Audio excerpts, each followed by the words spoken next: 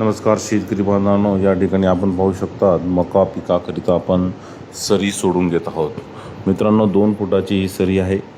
यापूर्वी आपण या ठिकाणी गहू पिकाची लागवड केली होती. गहू पिकाची लागवड केल्यानंतर आपण गव्हाचे काढ नांगरणी करून जमिनीमध्ये गाडून घेतले होते, जेणेकरून जमिनीचा ऑर्गॅनिक कार्बन हा मेंटेन राहावा, जीवाणूंची संख्या वाढावी याकरिता आपण केले होते. मका पिकामुळे बऱ्याच प्रमाणात जमिनीचा कस जातो, त्याकरिता आपण हे नियोजन केले होते. मित्रांनो, नांगरणी केल्यानंतर आपण चांगल्या प्रकारे रोटावेटर करून गव्हाचे काढाचा पूर्ण भुसा करून तो जमिनीत गाडून घेतला होता. त्यानंतर मित्रांनो, आपण ह्या पद्धतीने सरी पाडून घेत आहे. सरी पाडताना आपण खोल व मोठ्या पात्याने सरी पाडत आहोत, जेणेकरून संपूर्ण काढ हे माती आड होईल, सरीच्या वरंब्यामध्ये दाबले जाईल. या प्रकारे आपण करून घेत आहे. मित्रांनो, यामुळे जमिनीची क्वालिटी नक्कीच प्रमाणे सुधारते. आपण शेतामधील पक्षींची संख्या पाहू शकतो. यावरून जमिनीत जीवाणूंची संख्या किती आहे हे आपल्याला लक्षात येत असेल. त्यामुळे मित्रांनो, कोणत्याही प्रकारचे पिकांचे अवशेष हे